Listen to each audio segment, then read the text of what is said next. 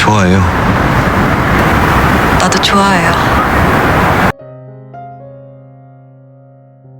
Mirei dan Mujin kembali ke Pila. Di sana Mirei mulai bersikap lembut kepada Mujin dan ingin ayahnya itu tidak memberitahu ibunya jika pergelangan tangannya terkilir. Baru sampai depan pintu rumah, Eon memergoki mereka berdua dan langsung menyuruh mereka untuk masuk ke dalam rumah. Eon menunjukkan kertas perjanjian yang dibuat Mirei dan juga Mujin, di mana mereka bertaruh tentang kembalinya Mujin kepada Eon. Eon begitu kecewa kepada Mirei. Mirei adalah putrinya. Mengapa Mirei malah melakukan ini demi dirinya?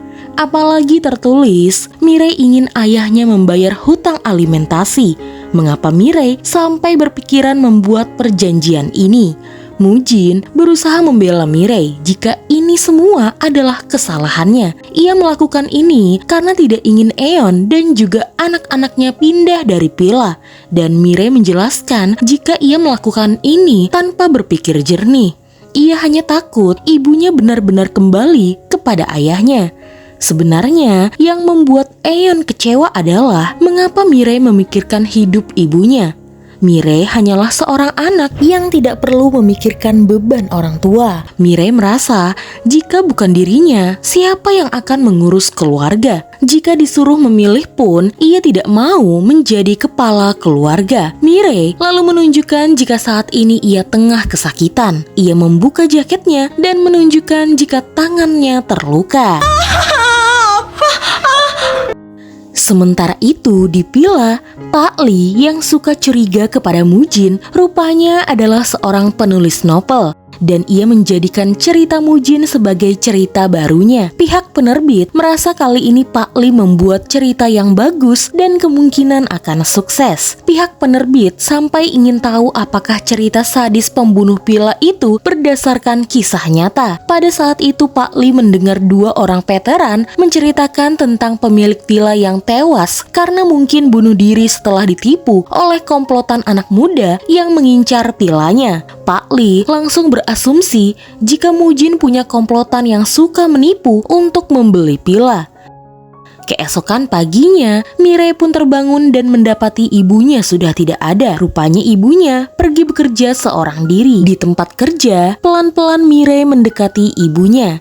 Ia ingin ibunya menemaninya ke rumah sakit nanti siang. Namun rupanya Eon menolak. Mirei bingung apa yang harus ia lakukan di saat ibunya marah. Sementara itu, Mirei merasa tersentuh saat ayahnya mengirimkan vitamin tulang kepadanya dan mengharapkan kesembuhan dirinya. 얼른 나와라.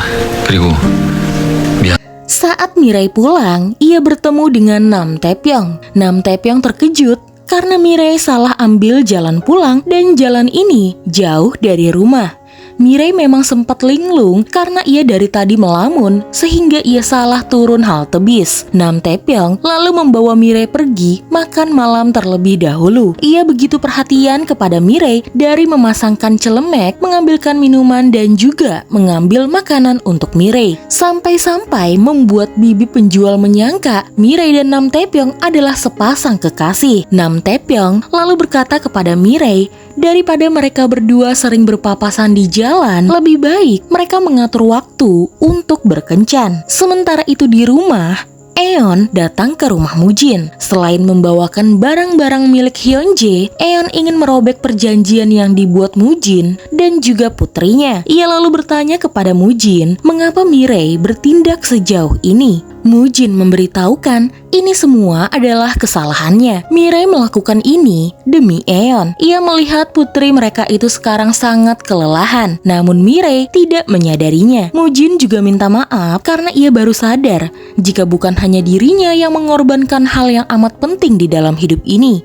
Eon juga telah mengorbankan masa mudanya. Di umur 20 tahun, Eon sudah harus mengurus Mujin dan juga anak-anak mereka. Ia juga mengorbankan kuliahnya. Mujin tidak bisa membayangkan banyaknya pengorbanan yang dilakukan oleh Eon. Banyaknya pengorbanan yang dilakukan oleh Eon. Lalu, Mirei diantar pulang oleh Nam Taepyeong. Mereka mengucapkan selamat malam dan berpisah. Namun di sana Mirei berkata jika ia harus berbaikan dulu dengan ibunya, baru setelah itu mereka pergi berkencan. Keesokan harinya, Hyunjae membuang sampah-sampah ayahnya. Ia harus bisa memperlihatkan kepada ayahnya jika ia adalah seorang pria yang rajin. Sampah-sampah yang dibuang Hyunjae diam-diam diambil oleh Pak Lee. Ia ingin tahu apa yang disembunyikan oleh Mujin. Ia membongkar sampah-sampah itu, lalu menemukan barang-barang aneh seperti high heels dan juga foto kebersamaan Mujin dengan pemilik sewa sebelumnya, yang membuat Pak Lee semakin menaruh kecurigaan. Sementara itu, Hyunjae kembali bersih-bersih di rumah. Ia masuk ke kamar ayahnya yang pada saat itu sedang mandi, lalu ia membuka tas milik ayahnya yang disimpan di dalam lemari. Hyunjae menemukan sesuatu yang membuatnya jadi terdiam. Malam harinya, saat Eun pulang ke rumah, ia melihat kejutan yang dibuat oleh Mirei. Mirei membawa kue dan langsung meminta maaf kepada ibunya. Mirei akui jika bekerja dan menghasilkan uang untuk keluarga memang sangat sulit. Dan akhirnya ia malah marah-marah kepada ibunya. Seharusnya ia cerita kepada ibunya jika ia mengalami kesulitan. Mirei berlagak tangguh, namun akhirnya ia gagal. Eun kemudian memeluk putrinya. Sudah bertahun-tahun Mirei memang telah bekerja keras demi keluarga ini. 내가 더 잘할게, 엄마. Pagi itu, Mirei dan Eun berangkat bekerja bersama. Di jalan, Nam Taepyeong melihat Mirei akhirnya berbaikan dengan ibunya. Tiba-tiba, di jalan Nam Taepyeong malah bertemu dengan ayahnya yang menyuruhnya untuk makan malam bersama. Di tempat kerja, Nam Taepyeong melarang Mirei untuk bekerja keras karena tangannya masih terluka. Mirei berkata jika tangannya sudah sembuh karena sebelum bekerja ia ke rumah sakit bersama ibunya. Nam Taepyeong lalu berkata, akhirnya Mirei dan ibunya sudah berbaikan.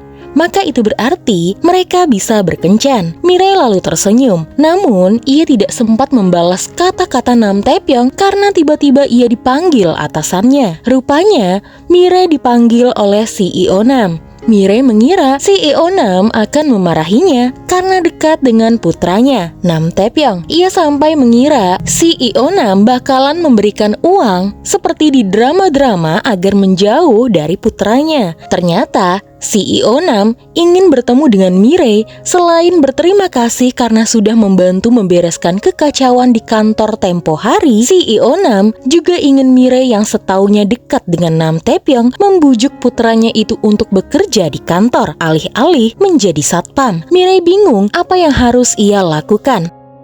Sampai kemudian CEO Nam makan malam bersama Nam Taepyeong. Rupanya malam ini adalah malam ulang tahun Nam Taepyeong. CEO Nam sempat menyinggung jika ia meminta Mirei untuk membujuk Nam Taepyeong bekerja di kantor. Nam Taepyeong awalnya kesal karena ayahnya malah membawa-bawa masalah keluarga kepada Mirei. Namun Nam Taepyeong lega karena ternyata Mirei menolak permintaan CEO Nam. Menurut Mirei, keputusan itu harus ditentukan sendiri oleh Nam Taepyeong. 남대평 씨가 스스로 결정해야 될 문제인 것 같아서요. 저 먼저 가볼게요. Pada hari itu, Hyunjae pulang ke rumah. Ia bertemu dengan ibunya dan berkata jika ia melihat kotak rahasia alias tas rahasia yang disimpan ayahnya di dalam lemari. Eun lalu penasaran dengan rahasia apa yang disembunyikan oleh Mujin. Hyunjae lalu menunjukkan tas tersebut di saat Mujin tidak ada di rumah. Rupanya, isi tas yang selama ini disembunyikan oleh Mujin berisikan kenangan dirinya dan juga Eun. Di sana juga ada foto-foto kenangan dan tulisan-tulisan Mujin untuk mengingat setiap momen yang ia ambil. Eun begitu tersentuh mengingat sebenarnya dulu dirinya dan Mujin saling mencintai. Malam itu, Mujin menghadiri undangan tiket VIP baseball yang diberikan oleh temannya. Karena hari ini, temannya itu akan menjadi pelatih untuk pertama kalinya. Ia ingin Mujin datang dan memberikan semangat karena takut tim mereka bakalan kalah. Awalnya Mujin ingin mengajak Eun, tapi ia memutuskan untuk datang sendirian. Tapi, tidak lama kemudian Eun pun datang karena ia tahu dari Hyunjae Mujin datang kemari. Selama pertandingan baseball berlangsung, Eun mengutarakan jika ia akan segera mengusir Mirei dari rumahnya. Sudah saatnya Mirei hidup mandiri dan Eun tidak akan bergantung kepada Mirei lagi. Namun Eun bingung bagaimana dengan hidupnya. Ia ingin melanjutkan kuliah seperti mimpinya, namun ia sudah tua. Lalu apa yang harus ia lakukan? Mujin kemudian berkata, apapun itu ia ingin Eon melakukan bersamanya. Karena di hidup ini, semua yang ia lakukan hanya untuk Eon. Eon pun akhirnya luluh. Ia ingin kembali dengan Mujin dan menjalin hubungan yang baru. Sama seperti permainan baseball yang sukses di inning ke-8, Mujin dan Eon juga berhasil membangun kembali hubungan mereka yang sempat rapuh. 뽀해버리려다 창줄이 나와. Malam itu, Mirei dan Nam Taepyeong pun bertemu. Mirei membawa kue untuk Nam Taepyeong karena tahu hari ini ia berulang tahun. Mereka berjalan-jalan sebentar, lalu kemudian Nam Taepyeong meminta maaf karena ayahnya sempat merepotkan Mirei. Mirei tidak masalah karena ia juga tidak memberikan jawaban yang CEO Nam inginkan. Nam Taepyeong lalu mengutarakan jika ia sangat menyukai Mirei. Mirei berkata jika ia sangat berterima kasih karena Nam Taepyeong menyukainya. Fakta jika Nam Taepyeong adalah putra bos di kantornya sempat membuat Mirei merasa tidak mungkin menjalin hubungan dengan Nam Taepyeong. Dan Nam Taepyeong mengira Mirei sudah menolaknya. Tapi Mirei belum selesai bicara karena menurutnya akan lebih sulit jika ia mengabaikan perasaannya kepada Nam Taepyeong. Karena sebenarnya Mirei juga menyukai Nam Taepyeong. Nam Taepyeong pun lega, perasaannya pun terbalaskan.